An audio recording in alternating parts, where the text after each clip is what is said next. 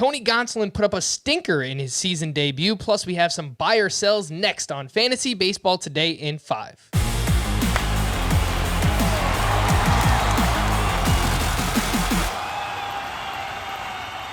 Welcome into FBT in 5. As always, make sure to follow and stream us on Spotify. Today is Thursday, June 10th. I am Frank Sample, joined by Scott White and Tony Gonsolin. Scott, we were very excited about this debut, and then he didn't last 2 innings against the Pittsburgh Pirates. Should we continue to hold him? Yes. Yeah, you should continue to hold Tony Gonsolin. We knew this first start wasn't going to be a long one because he didn't throw more than 60 pitches in any minor league rehab start. Thought it'd be longer than an inning and 2/3. He did get to 66 pitches, so he upped that pitch count. The reason he threw so many in that short amount of innings is because he walked 5, which is bad, of course. But keep in mind, Tony Gonsolin walked 7 in 46 and 2/3 innings last year, so control is kind of a strong suit for him. I was encouraged that the velocity seemed about the same as last year. The spin rate seemed about as good as last year. That's topical. And he had 10 swinging strikes on those 66 pitches, which is, of course, a good rate. So I think he was just a little rusty. Needs some time to find his form, but he'll be fine.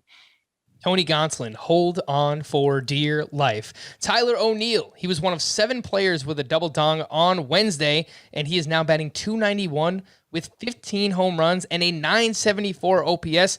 Scott, buy or sell, Tyler O'Neill is a top 40 outfielder rest of season, regardless of format.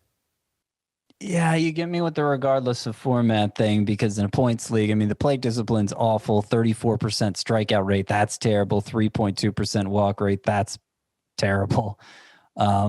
He's going to regress from here. I feel like O'Neill, I'm not saying he doesn't have a lot of power. He does, up to 15 home runs now. That's, he's contending for the league lead at this point, but his barrel rate is 21.1%.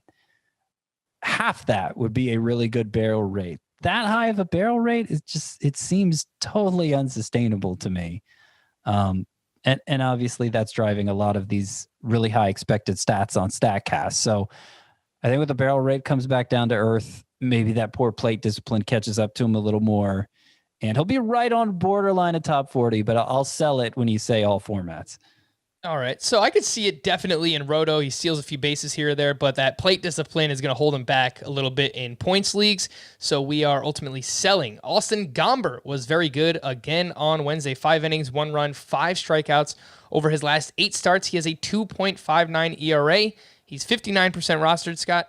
Buy or sell, Gomber is a must-add.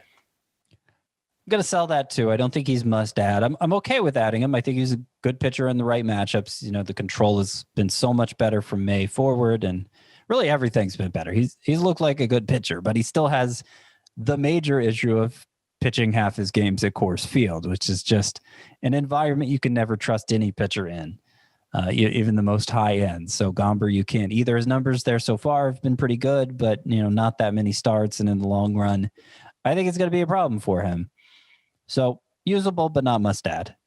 All right, let's see if we can get Scott to buy something. Miguel Andujar has 5 home runs over his last 8 games, and he has started 10 of the last 11 games. It looks like he has taken over the starting left field job for the New York Yankees. Scott, buy or sell? Andujar is a must add. Must add. You're setting the bar way too high here, Frank. I have to sell that too. I did add Andujar in a couple of 15-team leagues, 5 outfielder leagues.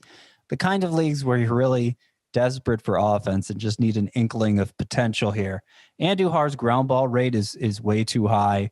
His strikeout rate is much higher than it was during his rookie season when he hit almost 300 with 27 homers and looked like a real fantasy asset. But we know that he's capable of having a low strikeout rate like that.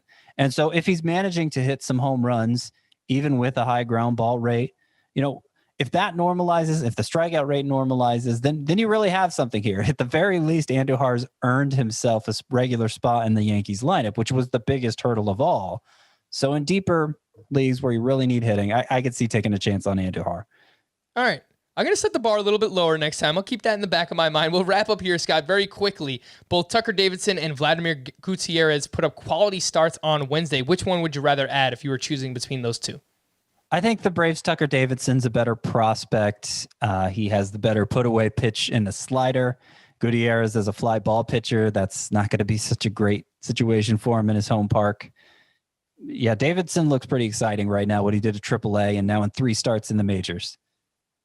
For more extensive fantasy baseball coverage, listen to the Fantasy Baseball Today podcast on Spotify, Apple Podcasts, Stitcher, your smart speakers, or anywhere else podcasts are found. And thanks for listening to Fantasy Baseball Today in 5. If you enjoyed the podcast, please leave a 5-star review on Apple. We'll be back again tomorrow morning.